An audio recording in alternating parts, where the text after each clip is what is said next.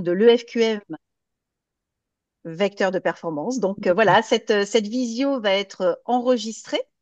Donc je vais remercier déjà Philippe Barbaza, Stéphane Verdoux qui ont préparé cette intervention. Et puis notre témoin aussi, Monsieur Brochu. Donc je vous laisse la parole. Oui, merci, merci Valérie. Alors, voilà. Donc, je me présente rapidement pour ceux qui ne me connaissent pas. J'en ai croisé, bonjour Dominique, j'en ai croisé quelques-uns sur ma route professionnelle, mais d'autres ne me connaissent peut-être pas. Donc, je suis Philippe Barbaza, consultant formateur en organisation depuis 2006. Je viens des métiers de l'électronique, dans le ferroviaire d'abord, et puis dans l'instrumentation de mesure industrielle, où j'ai connu dans les années 90 les premières certifications ISO 9001, puis à partir de 2000 dans le domaine des câbles chauffants. Donc j'ai connu les systèmes aussi qualité à l'étranger, notamment en Angleterre. Et puis en 2006, quand je suis devenu indépendant, j'ai adhéré à ce qui était le MFQ à l'époque et qui est aujourd'hui la FQPOA. J'ai adhéré pour faire partie des équipes d'évaluateurs de prix qualité en Auvergne-Rhône-Alpes. Et voilà, ça m'a permis d'enrichir mes postures en tant qu'auditeur, en tant que formateur, en tant qu'accompagnant et conseil.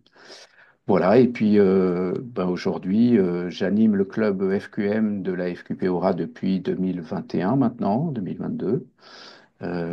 Et puis, je suis très heureux d'avoir Stéphane Vernou avec nous. Il va se présenter, mais il est représentant de l'EFQM en France et il est basé à Lyon. Donc ça, c'est chouette. Voilà, je te laisse la main, Stéphane, pour te présenter. Oui, bonjour à toutes et tous. Donc, je suis Stéphane Verdoux, le nouvellement délégué pour le FQM en France depuis le mois d'août. Donc, voilà, après quelques années passées dans le conseil, déjà dans le domaine de l'EFQM. Ça doit faire à peu près 25 ans que je suis assesseur et formateur pour la fondation. Donc, voilà, et très heureux d'être avec vous à- en Auvergne-Rhône-Alpes ce matin. Et merci, Stéphane. On a une heure ensemble. A priori, il y a déjà pas mal de monde arrivé.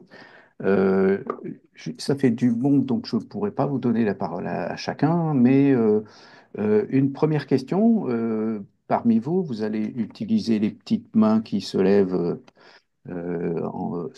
comme icône. Combien ne connaissent pas bien, voire pas du tout le FQM et souhaitent en savoir plus sur le contenu?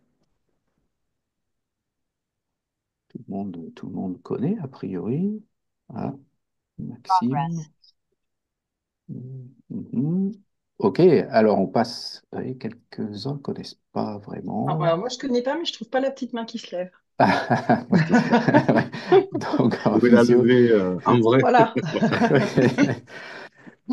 Ouais, très bien. Ouais, donc ça fait quelques-uns quand même. Et à l'inverse, combien commencent à connaître, voire mettent en œuvre le FQM et souhaitent en savoir un peu plus sur les systèmes de reconnaissance, voire déjà sont dans un système de reconnaissance. Voilà, bon, quelques mains aussi se lèvent. Donc, à peu près, voilà, quelques-uns qui seront intéressés par le contenu, d'autres qui pourront enrichir parce qu'ils connaissent plutôt, et puis ensuite, euh, voilà, système de reconnaissance, sachant que il n'y a pas besoin d'être dans l'excellence et dans l'élite pour pouvoir utiliser le FQM, hein. On n'est même pas certifié ISO 9001 ou certifié ISO 9001, puis on a envie de donner un peu de pêche, on peut utiliser le FQM et les approches euh, de son système d'évaluation radar. Donc Stéphane, tu partages Allez, ben le écoutez, ce que je vous propose, c'est document.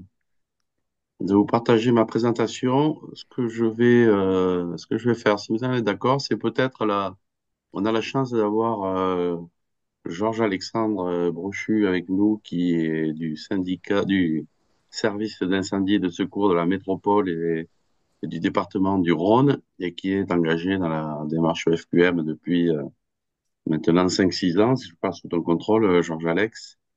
Oui, c'est ça. Un petit peu plus longtemps, mais pleinement engagé, oui, depuis 5-6 ans. Depuis 5-6 ans. Et donc, du coup, je vais peut-être passer un petit peu la surmultiplier sur la présentation un petit peu théorique du modèle, voilà, pour qu'on ait suffisamment de temps pour pouvoir poser des questions et que Georges-Alex nous fasse part de son retour d'expérience dans la démarche FQM. Alors, ce que je vous propose à tous, Stéphane, on est d'accord, on en a discuté tout à l'heure, c'est n'hésitez pas à soit lever la main, soit poser une question, prenez le micro, posez une question en cours de route, ça sera peut-être plus convivial, ou en cours de route, écrire une question dans le chat, je regarderai et je relayerai la question au groupe. Voilà, alors, premier élément peut-être pour partager un petit peu de contexte. Donc le FQM veut dire European Foundation for Quality Management. Alors ça porte un nom anglais parce que c'est une fondation qui a été créée à Bruxelles au départ, à la fin des années 80, pour aider les entreprises européennes. Il faut se remettre dans le contexte de la constitution de la Commission et de l'Europe finalement à l'époque, et donc d'aider les entreprises qui avaient déjà une empreinte européenne à développer leur compétitivité, notamment par rapport aux États-Unis, par rapport à l'Asie déjà à l'époque, et donc sous l'initiative de Jacques Delors, qui était alors président de la Commission européenne, donc il y a eu la création de la fondation EFQM et la création du modèle. Donc l'idée étant on va dire, de recueillir un petit peu les meilleures pratiques des entreprises et des organisations en Europe, de mettre tout ça dans un modèle qui permettait en fait voilà, ceux qui voulaient améliorer leur compétitivité de se comparer par rapport aux meilleures pratiques. Donc ça, c'est la genèse un petit peu de l'EFQM. Donc on a un modèle, pour ceux qui l'ont peut-être connu, qui a dû durer à peu près jusqu'à 2020 avec quelques évolutions. Et puis en 2020, il y a eu une refonte assez profonde finalement du modèle, et notamment pour intégrer la notion d'agilité, de transformation. Jusqu'en 2020, on avait un modèle qui était quand même très centré sur l'amélioration continue. C'était un petit peu les modèles de qualité totale comme on avait pu les connaître dans les années 70. Donc c'était une notion de qualité élargie d'ailleurs à toutes les parties prenantes. C'est pas simplement la satisfaction des clients comme dans les approches qualité classiques, mais également la satisfaction du personnel, de la collectivité, des fournisseurs, mais aussi on va dire, des institutionnels ou des partenaires financiers de l'entreprise. Donc, il y avait cette visée de performance globale, mais dans une logique d'amélioration continue. Et en 2020, on a vu que déjà le changement commençait à s'accélérer, que les entreprises étaient confrontées pas simplement à une problématique d'amélioration continue et de qualité au quotidien, mais aussi à une problématique de transformation, d'agilité face aux crises, aux ruptures, aux changements. Depuis, on a connu Fukushima, le Covid, la guerre en Ukraine, l'arrivée de l'IA, donc tout un tas de crises et de changements un peu brutaux voilà, qui nécessitent d'avoir d'autres outils que l'amélioration continue, finalement, pour garantir la pérennité, la performance de l'entreprise. Alors, ce petit élément de contexte posé, donc je vais développer on va dire quatre sujets. Le premier, c'est finalement pourquoi s'intéresser à l'EFQM aujourd'hui et pourquoi aller vers, on va dire, ce modèle d'excellence. On verra que peut apporter ou qu'apporte l'EFQM dans ce contexte-là. Et ça sera intéressant d'ailleurs de faire rebondir peut-être Georges-Alexandre sur ce que lui a apporté la démarche EFQM au sein du SDMIS. Et ensuite, je vous présenterai rapidement finalement l'offre AFNOR sur le sujet, à savoir les niveaux de reconnaissance et les parcours de formation qualifiante. Alors, pourquoi s'intéresser à l'EFQM? J'aurais tendance à dire qu'aujourd'hui, il y a deux raisons majeures à s'intéresser à une démarche comme l'EFQM. La première, c'est que, et encore hier dans l'actualité, on a vu des prises de parole des grands patrons français qui mettent le doigt sur finalement un déficit de compétitivité des entreprises européennes. Alors, on parle beaucoup de compétitivité coût, et de dire, effectivement, on a des coûts, des charges, etc., qui font qu'on a du mal à trouver la compétitivité dans un contexte Tu vois international. le tableau d'ensemble? Je dis, la dame, elle se rend pas compte. Et ma femme, je la rencontre au collège. On ne s'en rend pas compte de l'effet domino, c'est une dinguerie. Mais elle me dit, Il c'est y le a un meilleur micro qui investissement n'est pas que j'ai fait. coupé. Ça y est, je l'ai coupé. Ah, je ne voyais pas où il était. J'ai cru comprendre que ça portait pas sur le sujet Oui. à discuter. Voilà, et donc une compétitivité également hors coût.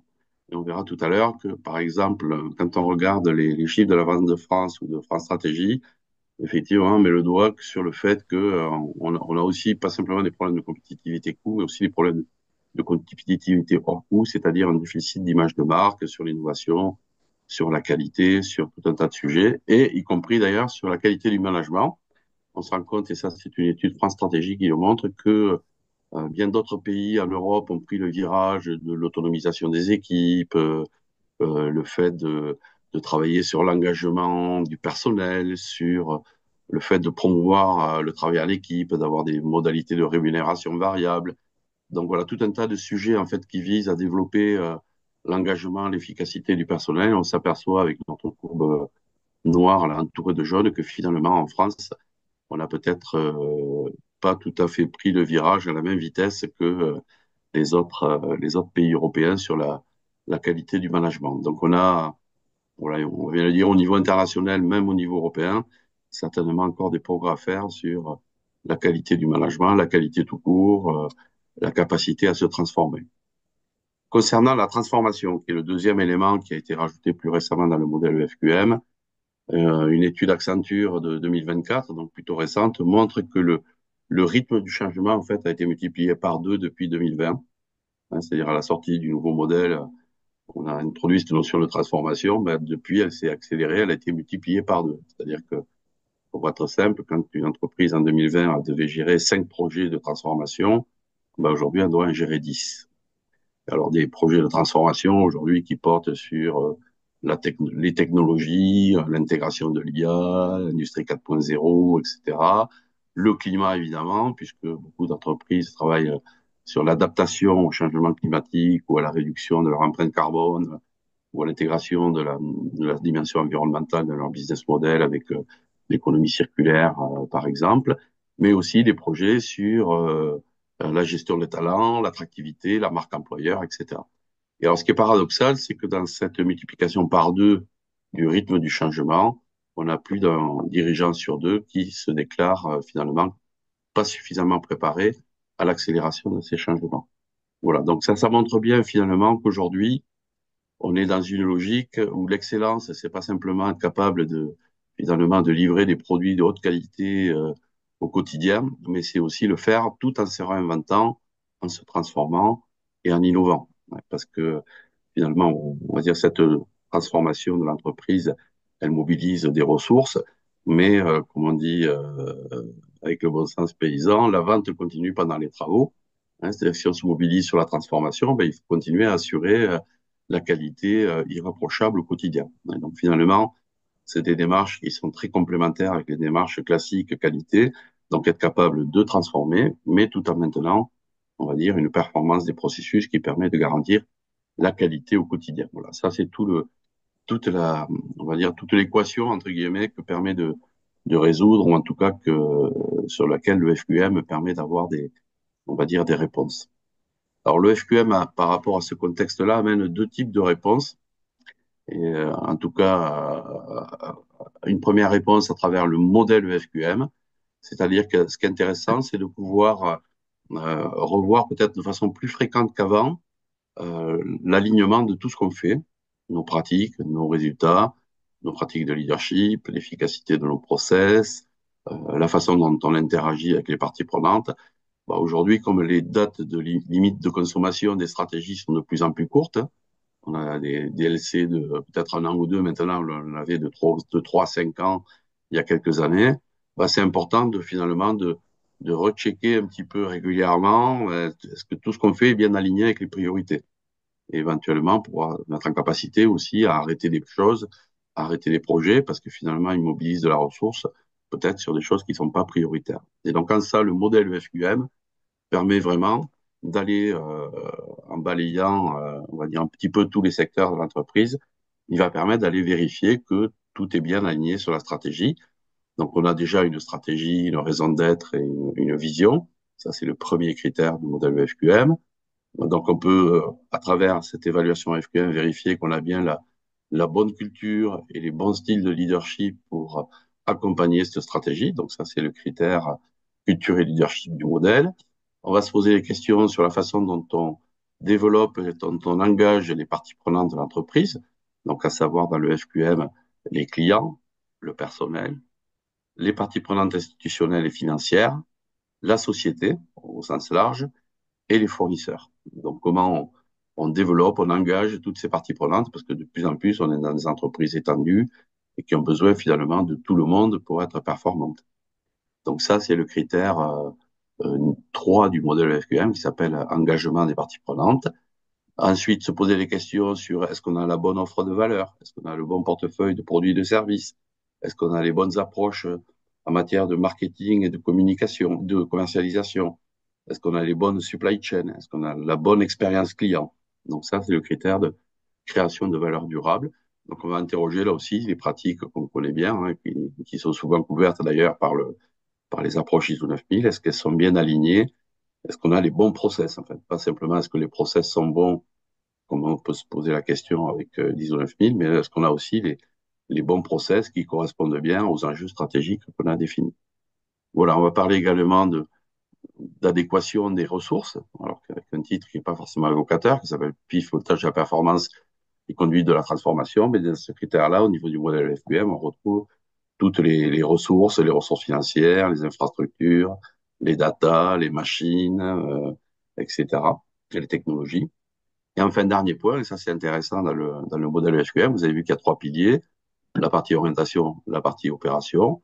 Et donc, on va aussi confronter la stratégie et les approches de l'entreprise aux résultats. Et de dire, ben, est-ce que par rapport à notre stratégie, on a bien comment les tons perçus finalement par nos parties prenantes? Est-ce que les clients ben, perçoivent les éléments de différenciation qu'on met en avant par exemple dans notre stratégie?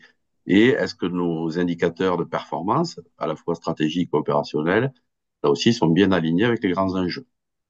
Et donc finalement, avec une évaluation FQM, on va confronter finalement ce que l'on fait, les résultats qu'on obtient à la stratégie. Donc on va avoir ces 3 finalement éléments d'alignement. Est-ce que ce que l'on fait dans les opérations produit bien les résultats? Et est-ce que les résultats et ce qu'on fait dans les opérations est bien aligné avec la stratégie?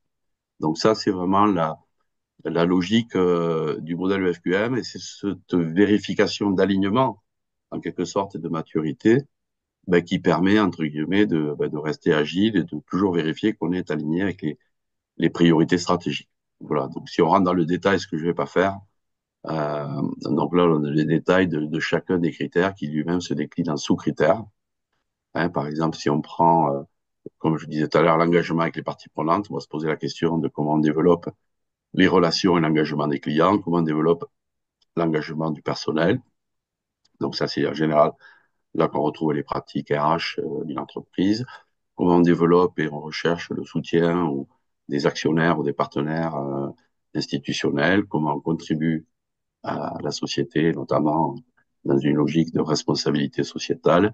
Et ensuite, quels sont les partenaires et comment on développe les partenariats, et notamment avec les fournisseurs. Pour ne détailler que celui-là, et quand on fait une démarche d'évaluation FQM, bah, l'idée c'est de venir essayer de collecter ou d'identifier finalement sur ce qu'on fait sur chacun de ces critères pour pouvoir ensuite en évaluer la maturité et l'alignement stratégique. Alors, je sais pas, peut-être, Georges Alexandre, toi qui viens de faire une évaluation EFQM 3 étoiles avec un dossier de candidature dans lequel tu as recensé les pratiques du SDMIS sur tous ces domaines. Tu peux peut-être nous parler de comment tu as fait ça, de quel type de pratiques, par exemple, on retrouve sur l'un ou l'autre des critères qui sont affichés là. Oui, alors pour témoigner, donc en fait nous on est dans le modèle EFQM depuis quelques années et on a souhaité en 2024 faire une pause, mais pas dans le sens négatif, mais en tout cas un point d'étape au travers d'une labellisation qui nous permettait de faire, bah, comme tu dis Stéphane, un 360 un peu sur tout ce qui a été fait au travers de l'EFQM, tout ce qui est fait au sein de notre établissement, et donc d'identifier les bonnes pratiques au regard des différents critères et sous-critères du modèle EFQM, qui nous permet un peu de faire la cartographie de la qualité de l'établissement et surtout d'insister, comme tu le disais, d'aligner ce qu'on fait sur les résultats, puisque bah, vous avez l'habitude de dire au travers du modèle FQM que faire les choses au sein d'une entreprise ou d'un établissement, c'est bien, mais le démontrer au travers des indicateurs de performance et également de satisfaction, c'est mieux. Donc c'est ce travail-là de labellisation qui nous a permis bah, voilà, de construire notre dossier de candidature et qui en fait au final un dossier de référence au sein de l'établissement et maintenant qui permet d'être partagé avec les différentes couches hiérarchiques, avec notre direction et d'aller jusqu'au personnel pour qu'ils soient en connaissance sur tout ce qui est fait au sein de la maison. Voilà ce que je peux en dire. Donc c'est surtout une structuration un peu des différentes actions qui sont menées dans les différents services et de mettre tout ça en alignement sur la stratégie de la gouvernance, de la direction et puis également des résultats attendus. Voilà ce que je peux Tu en peux dire. peut-être nous donner, Georges-Alexandre, peut-être quelques exemples comme ça en parcourant les sous-critères, peut-être quelques exemples d'approches innovantes que vous avez identifiées comme bonnes pratiques et développées un petit peu dans ce dossier. Vous avez quelques Euh, exemples? Bah, quelques exemples. Alors nous, dans le domaine des sapeurs-pompiers, il y a tout ce qui va être l'environnement lié aux sapeurs-pompiers volontaires. Et donc, on a fait un gros travail sur tout ce qui était attractivité, facilitation des parcours, dématérialisation de la procédure d'engagement, de formation, ce qui permet, voilà, d'avoir des personnes accompagnées et qui nous permet, voilà, d'avoir des engagements sur la durée un peu plus longue. Ensuite, il y a tout ce qui a pu être fait au niveau de la formation. Voilà, on est très consommateur de formation au sein de nos structures. Et donc, il y a tout ce qui a été, au travers du plan de formation, bah, la dématérialisation, la rédaction des parcours avec l'individualisation des parcours, et puis l'intégration des nouvelles technologies avec voilà, un peu les simulations, les simulateurs, cet environnement technologique. Il y a ça. Après, pour aller un petit peu plus loin, et notamment dans les domaines un peu d'actualité, c'est tout ce qui va être transition écologique, où il y a eu un gros travail qui a été fait dans ce domaine-là et qui nous a amené, au travers de différents projets EFQM, à rédiger notre plan de transition écologique. Voilà, et puis après, dans l'innovation, il y a toute la réflexion au travers d'un document qui est notre schéma d'analyse et de couverture des risques, un document d'analyse sur voilà, les risques et puis les réponses qu'on peut y apporter. C'est tout ce qui va être innovation et technologique qu'on peut intégrer dans nos activités opérationnelles et notamment avec l'arrivée de l'IA, prendre en compte aussi cette problématique. Voilà, mais c'est peut-être les sujets d'avenir. Voilà ce que je peux en dire sur les pratiques un peu innovantes ou en tout cas les pratiques qu'on a pu mettre en œuvre. Merci beaucoup, Georges-Alex. Euh, N'hésitez pas, si vous avez des questions, à réagir un petit peu sur le témoignage de Georges-Alex ou lui poser des questions également. Oui, on est encore dans la partie contenu de l'EFQM. Qu'est-ce que c'est? Et pour ce témoignage très concret, j'ajoute une autre question, Georges Alexandre. Est-ce que vous rencontrez des difficultés dans les mises en œuvre ou est-ce que l'usage de l'EFQM mobilise et stimule? Bah, tout met dans une démarche qualité et puis d'amélioration continue, je dirais, il y a toujours des problématiques dans la mise en œuvre, hein. La première, alors c'est pas une difficulté, mais c'est une contrainte, c'est l'animation, c'est le temps qu'on peut y passer. Euh, mais au final, l'énergie qu'on peut y passer amène à un résultat qui est plutôt satisfaisant, voire concret avec une labellisation. Après, l'intérêt qu'on y voit aussi, c'est qui à force de traiter de problématiques d'amélioration continue ou de mise en œuvre d'approches, on finit quand même par embarquer les personnels et générer des attentes dans le sens où voilà, si on fait plus de projets EFQM, il y a des personnes qui commencent à venir nous voir, on disait bah alors quand c'est qu'on relance les projets EFQM. Donc je dirais c'est petit pas par petit pas qu'on arrive à, à mener cette ambition d'intégrer le modèle EFQM au sein de l'établissement et que ça devienne de quelque chose de totalement intégré, je dirais, à notre organisation et que ça devienne un rituel aux différents niveaux. Voilà, Mm. soit parler de stratégie au travers du modèle EFQM, parler de l'EFQM au travers des projets qu'on peut faire, et puis parler de l'EFQM au travers des résultats, et donc avec la finalité d'avoir une labellisation, d'avoir un regard extérieur par des assesseurs sur nos pratiques et nos résultats, quoi. Et d'avoir au final une cartographie de notre performance et de notre qualité, quoi.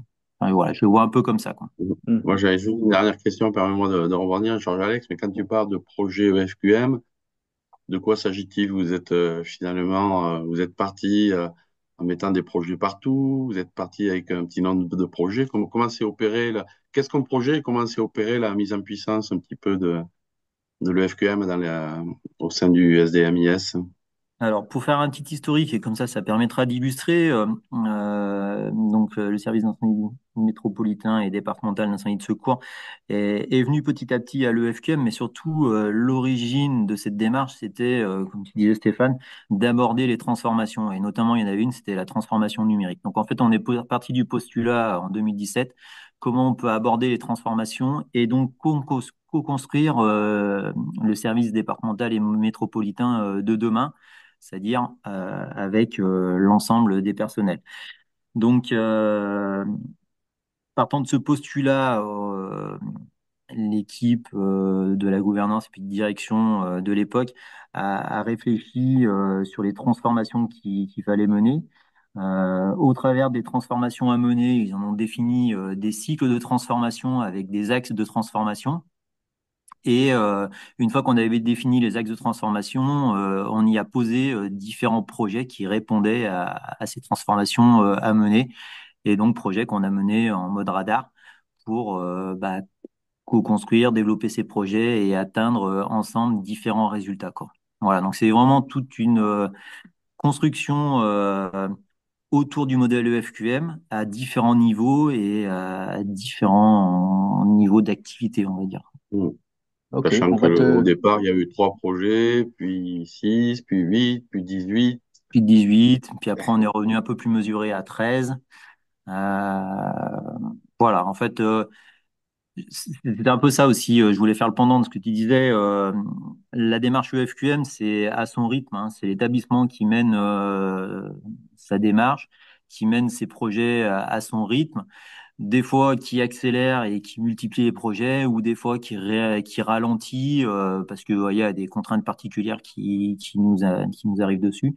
Et du coup, ça permet d'avoir une progression à son rythme, soit des fois en accélérant, ou soit des fois en ralentissant, ou carrément en faisant une pause par une labellisation pour refaire un 360 de ce qu'on fait, quoi. On va te laisser la main, Stéphane, pour poursuivre. Je suis garant de l'heure là. On est au milieu de l'heure.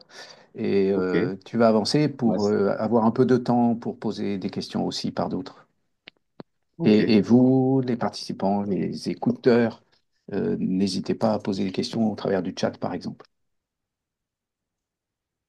Parfait. Alors là, on a l'exemple du développé Georges Alexandre sur le SDMIS, mais qui a déployé le FQM sans pour autant avoir de démarche certifiée ISO 9000 ou autre finalement. Donc effectivement, comme le disait, je crois que c'était Valérie qui disait ou Philippe, qui n'a pas besoin d'être déjà certifié pour déployer le FQM. C'est le cas du SDMIS, par exemple, qui n'avait pas forcément de démarche ISO au sein du SDMIS et qui a démarré avec ses projets. Alors évidemment, quand on démarre et qu'on est déjà certifié, ben on démarre pas à zéro dans le modèle FQM, hein, parce qu'on a déjà un certain nombre on va dire, de choses. Sur la partie culture et valeurs, par exemple, on a la sensibilisation du personnel à la qualité, à l'orientation client. On a déjà un certain nombre de pratiques dans la conduite des relations avec les clients ou avec le nouvel amendement sur le changement climatique, déjà des éléments de contribution de la société. Sur les processus de création de valeur, ben, l'ISO amène un certain nombre d'outils, de pratiques en matière de qualité en conception, en matière de revue de contrat avec les clients, en matière de management des processus de réalisation, en termes d'expérience globale, de mesure de la satisfaction client, de traitement des réclamations, etc. Mais aussi des éléments sur les data et les connaissances, avec les systèmes documentaires, les actifs, les ressources, la maintenance du matériel. Voilà, donc on va dire une entreprise certifiée ISO 9000 ou QSE a déjà un niveau, entre guillemets, FQM. Elle ne démarre pas de zéro, elle a déjà des pratiques dans pas mal de domaines. Donc, finalement, ce modèle FQM pour une organisation qui est déjà certifiée qualité, par exemple, ça peut être aussi un bon outil d'intégration. On voit qu'il y a de plus en plus de réglementation, de certification, etc.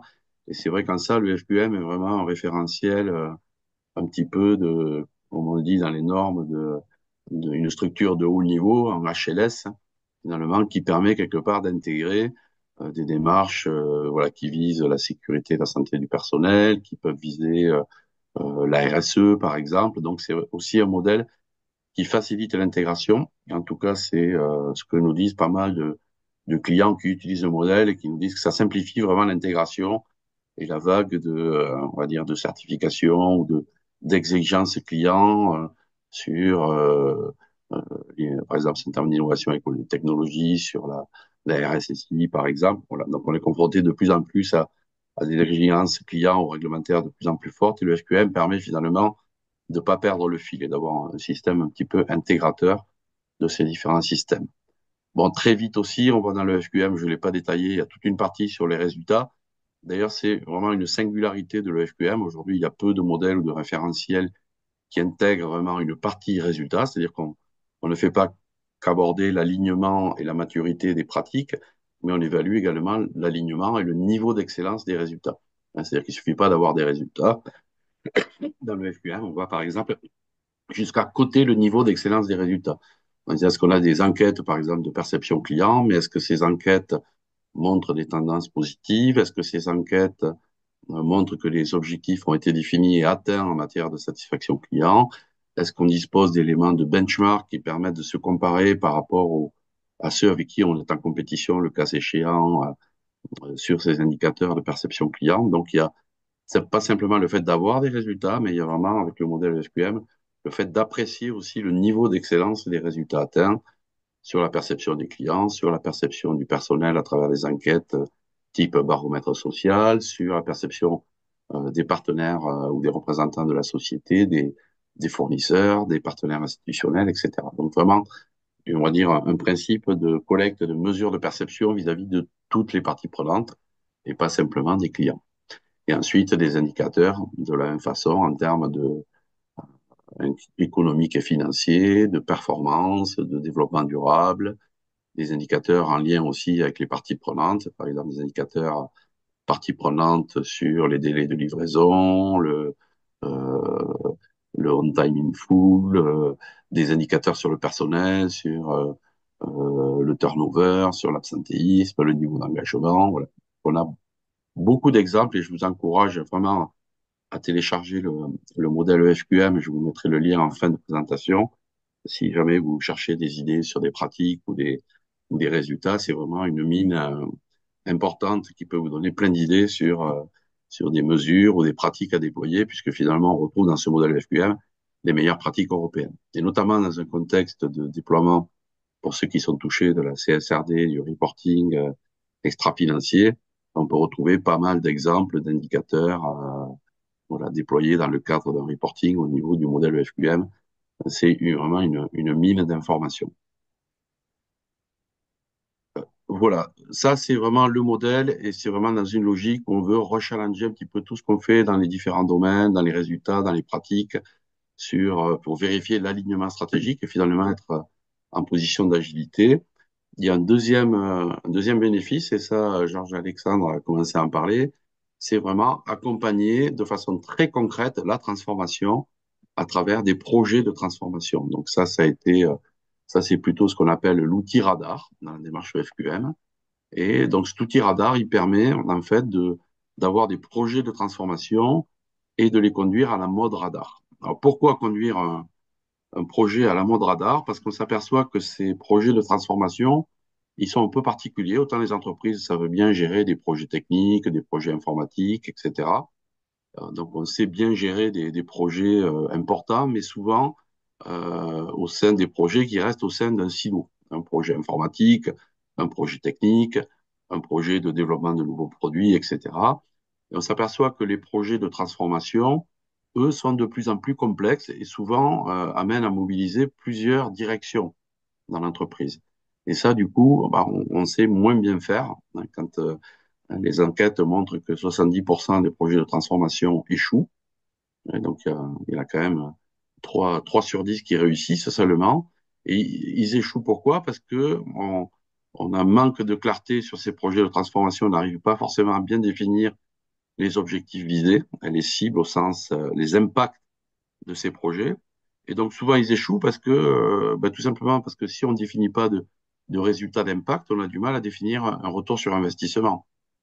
Et de dire, bah, tiens, on met beaucoup de ressources, mais finalement, pourquoi faire? Pour quel impact? Pour quel résultat? Et c'est vrai que souvent, dans ces projets de transformation, on a le réflexe de définir, de mettre en objectif des livrables et non pas des résultats d'impact. Et donc ça, il faut se faire un peu violence pour faire ça, mais quelque part, c'est un passage oublié si on veut les réussir et finalement avoir un retour sur investissement ou savoir pourquoi on investit sur un projet de transformation. Ils échouent aussi parce que souvent, ils durent trop longtemps. Et donc, on s'aperçoit qu'un projet qui était aligné à la stratégie à l'instant T, ben, l'année suivante, il est peut-être un peu moins parce qu'il y a de nouvelles priorités. Puis l'année d'après, il est encore moins parce qu'il y a encore de nouvelles priorités. Souvent, on a des projets qui vont pas au bout, qui échouent en cours de route parce que on n'a pas su quelque part tirer profit des résultats qu'ils ont générés au fur et à mesure, tous les ans, et on a repoussé trop loin finalement les bénéfices ou les impacts de ces projets-là. Et enfin, la troisième cause majeure d'échec de ces projets, c'est une mauvaise écoute, ou en tout cas souvent trop tard, du terrain ou des bénéficiaires de ces projets-là. C'est-à-dire on n'a pas impliqué assez tôt les bénéficiaires, et puis finalement on a conduit un projet, et à la fin on se rend compte que ben, les utilisateurs n'en veulent pas, ou alors qu'il faut développer des trésors d'imagination et des ressources incroyables pour arriver à les convaincre que c'est un bon projet. Et donc, beaucoup de projets échouent par manque d'adhésion finalement des utilisateurs parce qu'on les a pas écoutés suffisamment tôt. Voilà. Et donc, la démarche EFQM, en particulier avec la méthode radar, permet vraiment d'adresser ces causes d'échec avec finalement, on va dire, 3 principes qui sont imposés finalement dans la conduite de transformation avec radar dans le FQM, c'est-à-dire le fait d'avoir des projets qui mobilisent une collaboration transverse, ça c'est un incontournable. On ne peut pas labelliser des projets qui ne mobilisent pas plusieurs directions, ou en tout cas qui n'ont pas mobilisé une collaboration transverse. Un deuxième critère qui est vraiment une écoute et un engagement des parties prenantes au plus tôt dans les projets. Et enfin, le fait d'avoir la capacité à pouvoir générer des résultats d'impact visibles entre 9 et 12 mois sur un projet. Voilà, ça c'est vraiment des critères de labellisation importants qu'on prend en compte. Peut-être que Georges-Alex voudra rebondir là-dessus. Et puis ensuite, sur chaque projet, au-delà de ces 3 principes fondateurs, bon, on applique une méthode un petit peu simplifiée de gestion de projet en quelque sorte. Hein. C'est-à-dire on prend un groupe projet, donc transverse avec les représentants des parties prenantes. On leur demande de se mettre d'accord sur les finalités du projet, sur quels bénéficiaires, sur le rôle de ce projet-là et sa contribution à la stratégie. Et puis on insiste beaucoup sur les cibles visées à 12 mois. Quel impact on va pouvoir mesurer à 12 mois. Ensuite, avant de se lancer dans une checklist d'actions, on demande de poser les choses, de faire un retour d'expérience. Est-ce qu'on a déjà conduit des projets de transformation similaires? Ou si on n'en a pas conduit, est-ce qu'on peut aller faire des benchmarks dans d'autres organisations qui ont conduit des projets similaires? Se concentrer sur quelques leviers prioritaires d'action et pas sur toute la liste de toutes les actions qu'on pourrait faire, mais vraiment les actions principales et celles qui vont permettre d'atteindre le résultat. Et ensuite, ces actions principales, évoquer, in fine, les livrables qu'on attend. Et ensuite, on rentre dans une partie plutôt déploiement et animation. Et ça, alors, je pense, Georges-Alex pourra en dire deux mots aussi, ce qui est important dans la réussite de ces projets de transformation, c'est vraiment de donner du rythme. Hein, c'est pas parce qu'un projet a démarré qu'il avance tout seul, donc il faut le revoir, le passer en revue, éventuellement le faire présenter en comité de pilotage ou en COMEX tous les trimestres, voilà, qui est du rythme, entre guillemets, du coaching trimestriel, etc. Vraiment donner du rythme pour que finalement, en 12 mois, ça passe très vite. Et donc, si on n'impose pas un rythme, une animation, bon, on a du mal à faire avancer ces projets. Mais là, je vais peut-être laisser compléter Georges-Alex ou répondre à vos questions parce que c'est vraiment le cœur du réacteur. Oui, alors pour rebondir, bon, tu as dit l'essentiel, bien Bonjour. entendu. Ah, il y avait une question, alors je vais peut-être laisser la parole. Oui, qui s'exprime? Je crois que c'était pas nous qu'on disait bonjour. Non, Oui, bon. peut-être. Euh, non, mais pour inciter sur ce que tu as dit, oui, tout à fait, le coaching, c'est très important.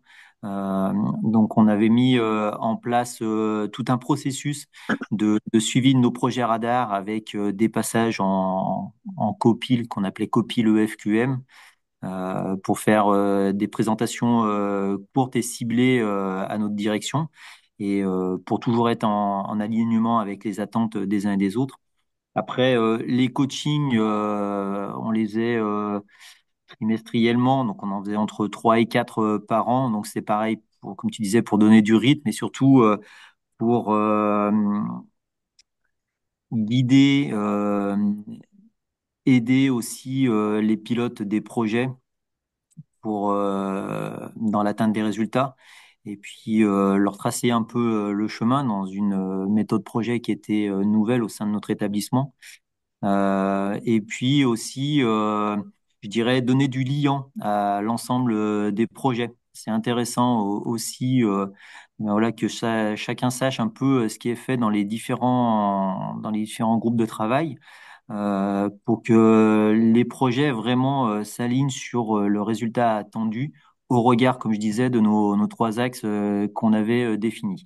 Et puis, pour conclure sur la démarche projet, on s'astreignait en fin d'année à faire voilà, un séminaire de présentation à l'ensemble des participants des projets radars, des travaux qui ont été menés et des résultats qui ont été obtenus. Donc, c'était notre fameux séminaire de fin d'année où chaque pilote présentait soit la finalité de son projet, soit l'état d'avancement de ce projet.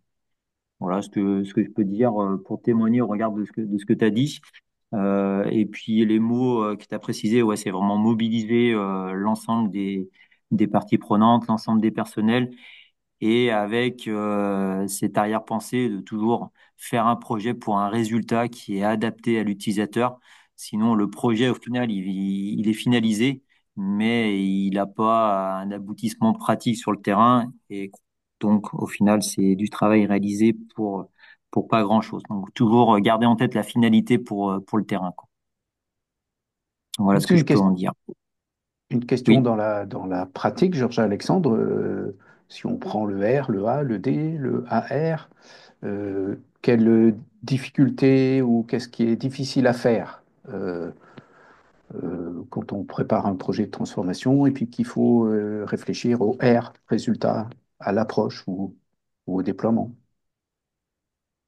Est-ce Alors, qu'il y a... je dirais que c'est toujours le début qui est le plus compliqué parce qu'il faut cibler le résultat au plus juste et c'est pour ça que le benchmark et le travail euh, interservice ou interdirection permet vraiment de faire un point de l'ensemble des problématiques, en tout cas des contraintes qui peuvent se poser et qui pourraient poser un problème sur le résultat final. Donc je dirais l'initiation est toujours compliquée, c'est pour ça que un suivi, un accompagnement est toujours intéressant. Donc on a été notamment accompagné par Stéphane et au travers de Stratéis. Et après, je dirais c'est plutôt la finalité, donc le AR, l'apprentissage ROU. C'est-à-dire qu'à un moment donné, il faut savoir finir le projet, faire le bilan de ce qui a marché, ce qui n'a pas marché, et resituer notre projet, le redéfinir peut-être le résultat qui est atteint et qui n'est pas atteint, et envisager la suite.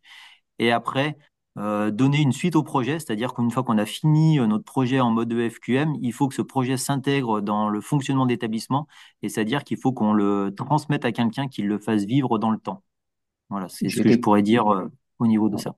Ouais, merci. J'ai des questions qui arrivent.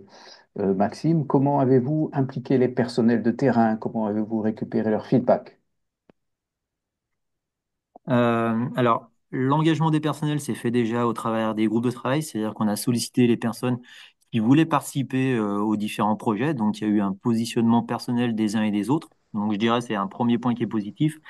Et après, il y a un élément qu'on a vraiment découvert au travers de l'EFQM, c'est vraiment cette notion d'indicateur de satisfaction des parties prenantes, alors interne ou externe. Et en tout cas, on s'astreint vraiment maintenant à essayer d'intégrer la satisfaction et d'acculturer les différents services sur, vous faites un projet, mais derrière, essayez d'évaluer la satisfaction, en tout cas d'avoir un retour de l'utilisateur pour vous dire si ça marche ou ça ne marche pas. Alors, pour illustrer les discussions qu'on a pu avoir dans ce domaine-là, par exemple, quand je demandais à quelqu'un qui avait fait un projet, oui, mais est-ce que tu as évalué la satisfaction? Est-ce que tu penses que ton projet fonctionne? Il dit, écoute, moi, j'ai pas de retour particulier des personnes, donc je pense que ça fonctionne. Et c'est ça en soi ce que je disais que l'intérêt du modèle radar, c'est qu'on se force quand même à démontrer par le résultat et concrètement par un indicateur de satisfaction que notre projet fonctionne réellement. Et en fait, la réussite du projet n'est plus sous-entendue, mais en tout cas, elle est démontrée et on reboucle avec ce qui est demandé au niveau du modèle radar. C'est-à-dire que, au travers de nos indicateurs de performance et de satisfaction, on démontre ce que l'on fait est performant, en tout cas porte et répond à la stratégie d'établissement. J'ai une question de Lisiane aussi, qui vous remercie pour ces éléments et qui demande comment faire passer ces constats auprès de la direction qui a du mal à l'accepter. Est-ce lié aux bons indicateurs qui doivent être remontés pour que ces constats ne soient pas discutables? Il y a eu peut-être un début de réponse sur votre propos juste avant. Bah, l'engagement de la direction, elle se traduit par les temps d'échange qu'on peut avoir, ou en tout cas les temps sacralisés dans l'année, et notamment au travers de nos copies de l'EFQM, où c'est le moment où on parle de l'EFQM. Après, la difficulté aussi, c'est de reboucler d'année en année sur l'alignement de la stratégie. Donc aussi, il faut prévoir ce temps, et c'est peut-être là où c'est le plus difficile. Ou en tout cas, amener la direction à rediscuter autour voilà, des grands axes stratégiques, des orientations qu'ils veulent donner, pour ensuite redonner un élan sur les projets. Grosso modo, c'est une boucle permanente, hein. Sachant qu'il y a un événement aussi annuel Oui, c'est qui est ce que je disais, c'était organisé. les séminaires, ouais. Ouais. Les séminaires au FQM où c'est un échange entre la direction, les porteurs des projets et les participants des projets, et ensuite une communication générale au personnel pour dire ce qui a été fait au cours de l'année. Voilà. Pour vraiment institutionnaliser au travers d'une communication, au travers d'échanges, au travers de temps identifiés, la démarche EFQM au sein de l'établissement. Ok, il reste 10 minutes à peu près. On te laisse poursuivre, Stéphane.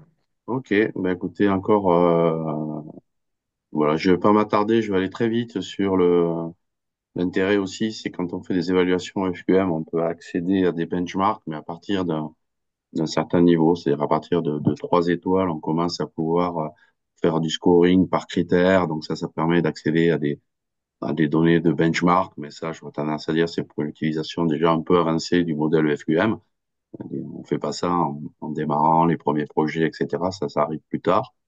Et puis, ce qui est intéressant, pour, pour de multiples raisons, c'est de pouvoir aussi faire labelliser sa démarche. Alors que ça soit, et on introduit depuis cette année une labellisation sur un parcours de transformation, c'est-à-dire on peut démarrer avec une étoile, c'est-à-dire un projet, le déployer à la méthode radar, que ce soit un projet transverse, un projet qui obtient des résultats à 12 mois, un projet évidemment qui a un impact stratégique démontré, un petit peu les règles que je vous évoquais tout à l'heure, et on lance un projet et sous 9 à 12 mois, on peut se faire labelliser ce projet-là et obtenir la première étoile, entre guillemets, de la démarche FQM.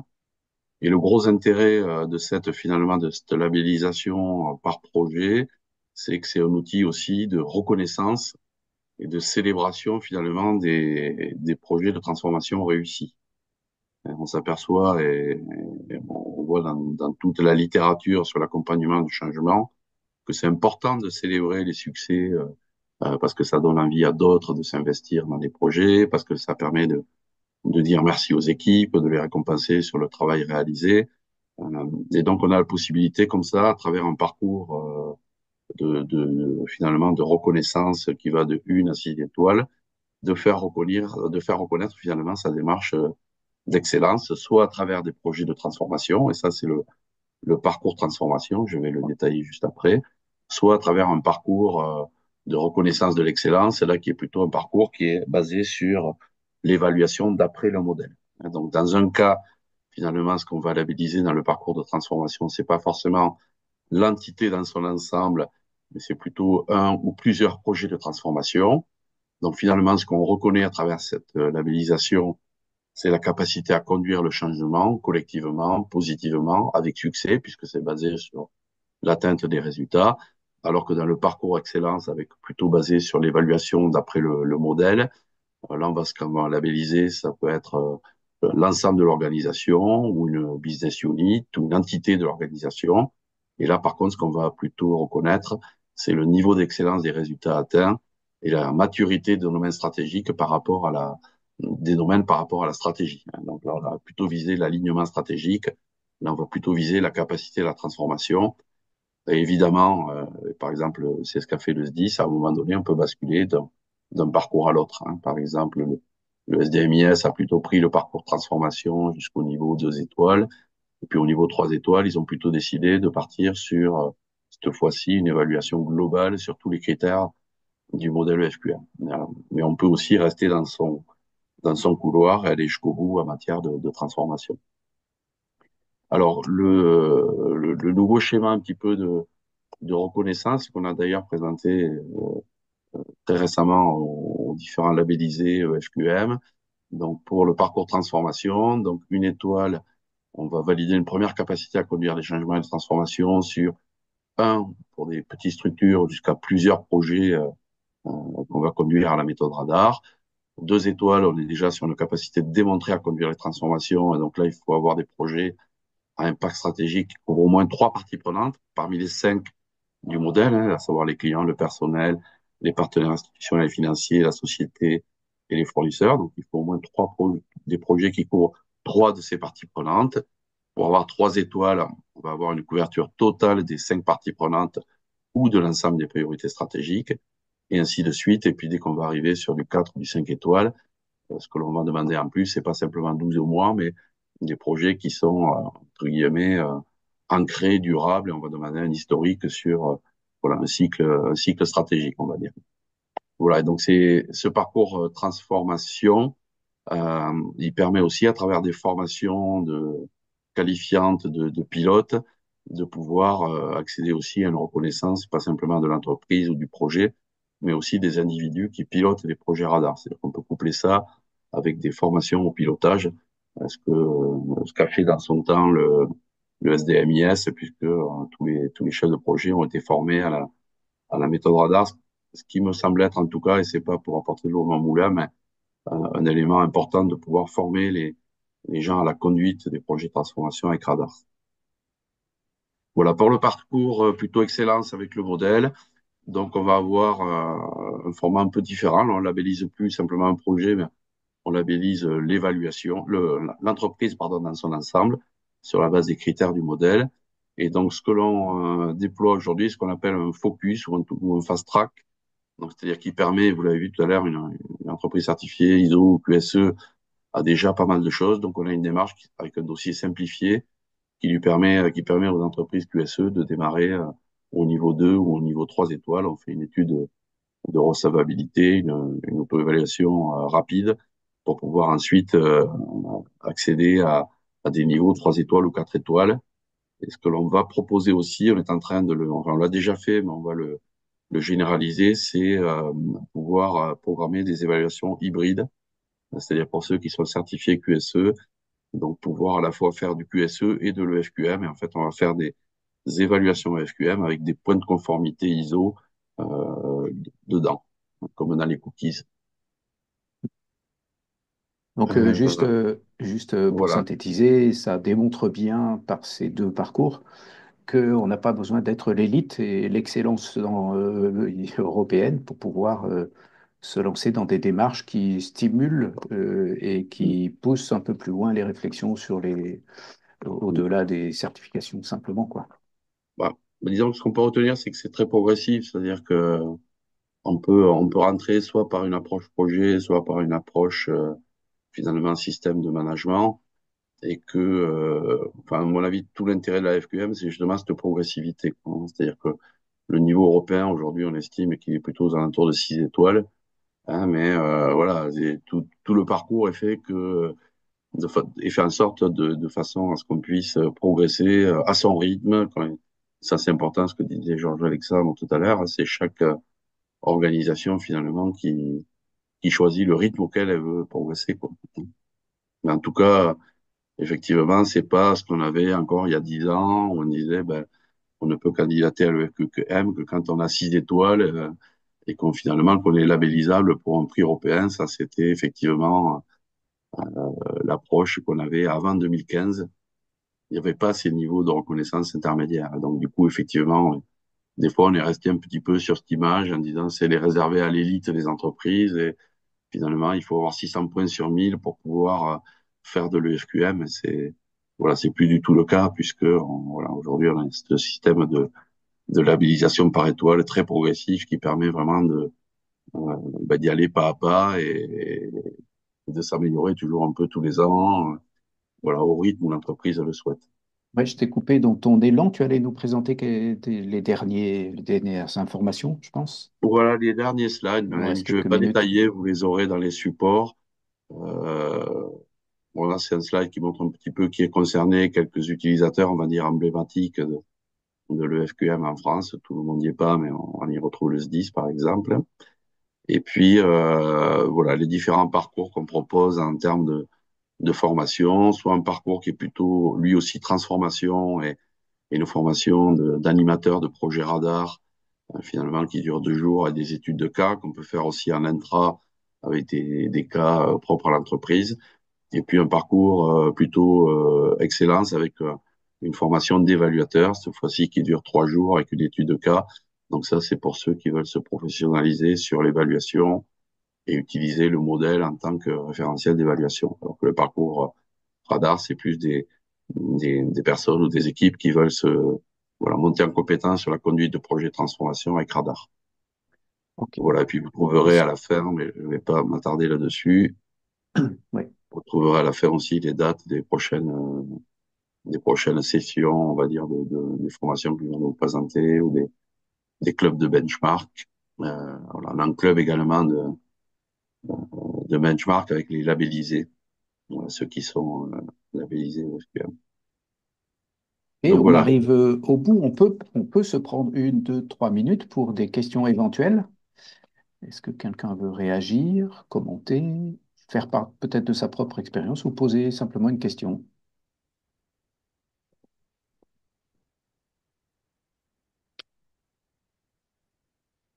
Apparemment, non. Oui, non. Bonjour, je suis Solène Dassin. Je voulais vous remercier pour cette présentation. Je connaissais pas le terme EFQM, donc j'ai découvert. Bon, après, il y a plein de choses enfin, je dirais de petits éléments qu'on met en place, qu'on fait, etc. Mais là, c'est présenté de façon structurée. Donc, j'ai trouvé ça assez enrichissant et cohérent. Donc, j'ai pas de questions, Bien. c'était clair. Mais voilà, enfin, déjà, je voulais de vive voix pour pas laisser dans le silence vous remercier pour ça.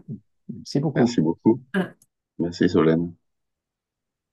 N'hésitez pas à poser des questions à Georges Alexandre qui peut témoigner sur ce qu'a apporté cette démarche au SDMIS. Alors, mais si tu veux, si tu veux, je peux compléter, parce que c'est un peu ma conclusion. Euh, je Oui, connais pas voilà, ça l'environnement sera à guise de ISO, conclusion donc puisqu'on arrive au bout. ouais. Non, mais pour dire, moi, je connais pas l'environnement ISO. Je commence un peu à m'y intéresser au travers des normes. Donc, je peux pas faire le pendant, mais pour autant, je trouve le travail qui a été fait au niveau de l'EFQM est vraiment un premier pas. Enfin, pour un établissement qui veut se lancer dans la qualité. Alors, je sais qu'il y a des grosses entreprises qui font déjà de la qualité, mais pour nous, ça a vraiment été un moyen de rentrer, en tout cas d'intégrer ces notions de qualité et de performance à notre rythme, simplement. Et je dirais, voilà, c'est juste, il faut s'engager dans le modèle. Après, c'est sûr qu'il faut batailler aussi pour convaincre, hein. C'est pas facile, mais pour autant, une fois qu'on a mis les premiers jalons, je trouve que c'est intéressant de naviguer dans le FQM et en tout cas de faire naviguer l'établissement, les personnels et toutes les parties prenantes autour de ce modèle. Et au final, pour avoir fait notre labellisation, les gens sont plutôt preneurs et en tout cas participatifs et ça a été une riche expérience de faire cette labellisation parce qu'on pouvait dire voilà où c'est qu'on va et au final tout le monde a joué le jeu à tous les niveaux et je dirais que c'est le résultat en tout cas de différents cycles. Alors on va espérer pouvoir mener d'autres projets également, mais en tout cas c'est un premier résultat qui est plutôt porteur et moteur dans la mise en œuvre de la démarche. Voilà, c'est vraiment mon témoignage final à cette intervention. Merci Eh ben, beaucoup, merci Georges-Alexandre. beaucoup. Merci beaucoup. Merci Stéphane d'apporter et de partager toute ton expertise avec ta douce voix et ton accent que j'adore. Euh, voilà, merci à Georges Alexandre, continuellement présent quand je vous sollicite et c'est bien. Merci à tous d'avoir écouté cette présentation et voilà, donc j'anime le club EFQM à la FQP. Si vous voulez en savoir plus, approfondir, être plus dans la pratique, venez nous rejoindre à la FQP et puis vous pourrez participer aux différents ateliers EFQM que je peux animer. Voilà, bonne journée à tous. Merci beaucoup, au revoir. Au revoir, bonne journée. Merci. Merci.